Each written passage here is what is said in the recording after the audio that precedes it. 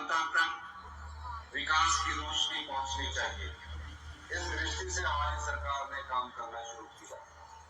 मैंने खुद दिन रात अधिकारियों की बैठक लेकर पूरे प्रदेश की स्थिति को समझा, कौन सी योजनाएं लानी है, किन नियमों में परिवर्तन करना है। इस दृष्टि से हमारी सरकार ने कार्य करना शुरू किया। ये पहली देश के मंत्रिमंडल का विस्तार 1 महीने तक नहीं किया गया। उसका कारण मैं और मुख्यमंत्री महोदय उस वस्तु स्थिति को समझने की कोशिश कर रहे थे जो प्रदेश की जनता के सामने छुपाई गई। जब हमने मुख्यमंत्री का पद संभाला, इस प्रदेश पर जो कर्जा चढ़ चुका था और 6 पे कमीशन जो सरकारी कर्मचारी और अधिकारी है उनको दिया जा चुका था, लेकिन उनका 10,000 करोड़ रुपए का एरियर अभी तक उसका भुगतान नहीं हुआ, क्योंकि हम धीरे धीरे उस पर उसका भुगतान कर रहे हैं। उसके बाद हर विभाग की बैठक ली गई। कोई भी ऐसा विभाग नहीं है जो रूटीन की दायरे से चल रहा है। हमने कहा ये वक्त बदलाव का है, ये वक्त व्यवस्था परिवर्तन का है। हिमाचल की जनता के हित में, युवाओं के भविष्य के हित में, महिलाओं के सम्मान के हित में हमें कानून बदलने पड़ेंगे और हमने कानून बदलने की शुरुआत की। आज का बच्चा जब सरकारी स्कूल में जाता है, गांव के बच्चे को माँ बाप बड़े त्याग करके सरकारी स्कूल में भेजते हैं, तो हम गांव के उस परिवार के साथ भी धोखा करते हैं जिसका बच्चा सरकारी स्कूल में पढ़ रहा है, क्योंकि शिक्षा के स्तर में गुणात्मक गिरावट आई है। जो बच्चा 5वीं कक्षा में पढ़ता है वो दूसरी कक्षा की किताब नहीं पढ़ सकता। और गुणात्मक शिक्षा में अब पूरे देश में जो पहले और दूसरे नंबर पर हुआ करते थे, आज 21वें स्थान पर पहुंच चुके हैं। मैं ये नहीं कहता, कोई ना कोई कारण तो रहा। भारतीय जनता पार्टी की पिछली 5 वर्ष की सरकार ने इस दृष्टि से कुछ नहीं किया। मुझे दुख होता है कि जो लोग सत्ता में होते हैं, चाहे हम हैं चाहे कोई विपक्षी पार्टी है, वो अगर सुधार की बात करे तो उसका विरोध करने लग जाते। हम आज सुधार के माध्यम से गुणात्मक शिक्षा में सुधार लाने की कोशिश कर रहे हैं। जो बच्चा गांव का अगर सरकारी स्कूल में पढ़े तो उसे अच्छी शिक्षा मिले, और टीचर वर्ग ने भी साथ दिया। हम शिक्षा को स्तर करने के लिए, गांव के बच्चों को अच्छी शिक्षा मिले, हम राजीव गांधी के बोर्डिंग स्कूल खोलने जा रहे हैं। कि आप किसी हॉस्पिटल में जाइए, आपकी पर्ची बनती है, पर्ची बनने के बाद आपको डॉक्टर देखता है। अगर थोड़ी सी दवाई पेन किलर से ठीक हो गए तो ठीक है, बाद में आपको ट्रांसफर कर दिया जाता है कि आप इस हॉस्पिटल में जाओ। हॉस्पिटल्स को हम ठीक करें, और इसको की दृष्टि से हमने फैसला लिया। फैसला किया कि डायरेक्टरेट ऑफ हेल्थ सर्विसेज अलग होगा और मेडिकल कॉलेज का कैडर अलग होगा। ऑपरेशन थिएटर के ऑपरेटर ही नहीं मिलते हैं, सबको अलग अलग करके इसको स्ट्रेंथन करने की जरूरत है। लेकिन इस जरूरत होती है, अगर मेरे खजाने में महज 100 रुपया आता है, आप सोचिए एक परिवार के घर में अगर महीने का 100 रुपया आता है, उसमें से 70 रुपया जो हमारा है, 70 रुपया वो सरकारी कर्मचारियों की पेंशन और पे पर खर्च कर दिया जाता है। जो सब ब्याज और जो लोन सरकार ने लिया होता है उसके इंटरेस्ट और मूलधन पर खर्च कर दिया जाता है। कर्जे में से 18,000 करोड़ रुपए हमने सिर्फ बैंक का मूल जो कर्जा लिया तो उसका मूलधन और उसके ब्याज का ही लिया है। इसका मतलब है कि हम जो पैसा कर्जे के लिए उठाते हैं वो कर्जा वापिस करने के लिए और ब्याज पर खर्च कर रहे हैं, विकास पर खर्च नहीं कर रहे हैं। हमने इस वित्तीय अनियमितता को पकड़ा और हमने उसमें सुधार करने की कोशिश की, और मुझे खुशी है कि उसमें अब सुधार धीरे धीरे हो रहा है। हमें उन संस्थाओं को मजबूत करना पड़ेगा जो आम जनता से जुड़ी हुई है। प्रदेश में भयंकर आपदा आई, आपदा के समय पूरे प्रदेश की जनता हमारे साथ खड़ी हुई। को नहीं मिलनी चाहिए थी जो बड़े बड़े होटल बनाकर रह रहे हैं, बड़े बड़े हिसाब से बिजली की सब्सिडी दें। हमारी सरकार ने फैसला किया कि हम गरीब आदमी जो है उसको 300 यूनिट बिजली फ्री देंगे, लेकिन जो धनवान है, जो अमीर है, जो समृद्धशाली है, उसे खुद ही स्वेच्छा से अपनी सब्सिडी को त्याग कर देना चाहिए। गरीब का हक है, यह उस गरीब का हक पर, उस संपदा पर वो समृद्धशाली व्यक्ति अपना हक जमा रहा है जो गरीब को मिलनी चाहिए। हमारी सरकार ने यह फैसला किया। पर पानी की क्वालिटी से समझौता करके आपके बिल माफ किए गए हैं।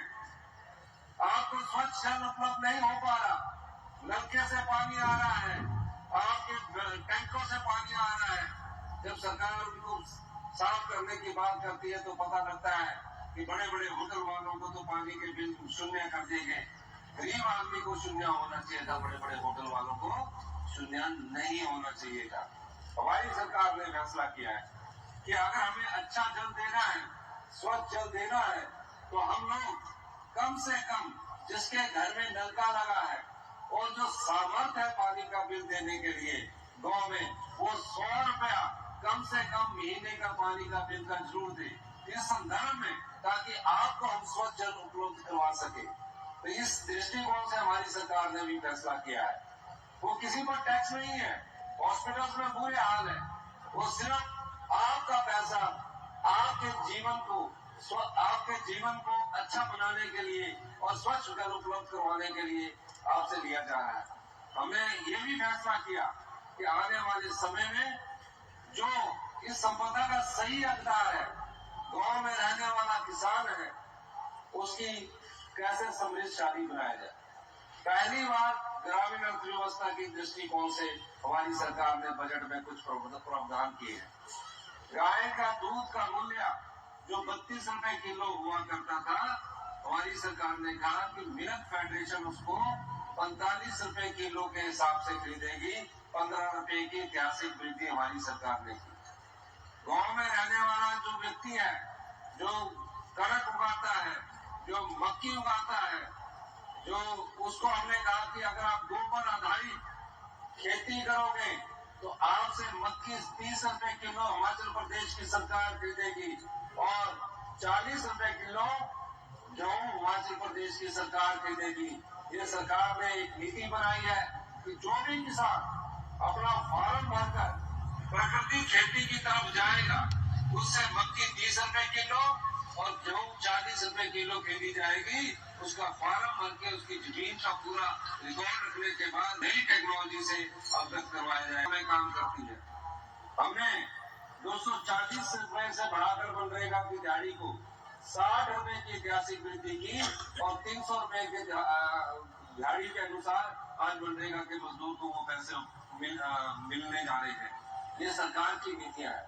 मैं ये कहना चाहता हूँ कि जब से हमारी सरकार आई है, वो प्रदेश को आत्मनिर्भर बनाना चाहती है। प्रदेश की अर्थव्यवस्था को मजबूत करना कोई रोक नहीं सकता, लेकिन क्या ऐसा कर्जा जो कर्जे को चुकाने के लिए लिया जाए या ब्याज को चुकाने के लिए लिया जाए, उससे युवाओं का भविष्य अंधकार में पड़ जाता है। हमने रोजगार के अवसर भी पैदा करने हैं, हमने महिलाओं के सम्मान के अधिकारों को भी बचा कर रखना है, मजदूर के हक को भी देना है। इन सब दृष्टिकोण से हमारी सरकार फैसला ले रही है। मेरा मानना है कि 2027 तक हिमाचल प्रदेश अपने पांव पर खड़ा होगा, आत्मनिर्भर बनेगा। और मैं चाहूंगा कि हिमाचल प्रदेश में 6000 बच्चे अपनी माता को खो चुके हैं, अपने पिता को खो चुके हैं। वो पढ़ना चाहते हैं, वो माँ बाप का प्यार तो नहीं हम उनको दे सकते, लेकिन हमने एक ऐसा कानून बनाया जो हिंदुस्तान का पहला ऐसा कानून है जहां जो बच्चे अपनी माँ को खो चुके हैं, अपने पिता को खो चुके हैं, उन्हें सरकार ही माता है, सरकार ही पिता है, चिल्ड्रन ऑफ द स्टेट का दर्जा दिया। आज 27 साल की उम्र तक इन बच्चों की पढ़ाई का पूरा खर्चा हिमाचल प्रदेश की सरकार उठा रही है। इसके लिए जो विधवाओं के बच्चे हैं, डॉक्टर बनता है, इंजीनियर बनता है, ITI करता है, नर्सिंग कोर्स करता है या कोई प्रोफेशनल कोर्स और करता है या कॉलेज में जाता है, उसकी पूरी पढ़ाई का खर्चा हिमाचल प्रदेश की सरकार उठाएगी। जब हिमाचल प्रदेश की सरकार उन विधवा महिलाओं, सरकारी कर्मचारियों की बात है। सरकारी कर्मचारियों को जब हमने ओल्ड पेंशन स्कीम दी, उस समय हमने ये नहीं सोचा कि हमारे आर्थिक बोझ कितना पड़ेगा।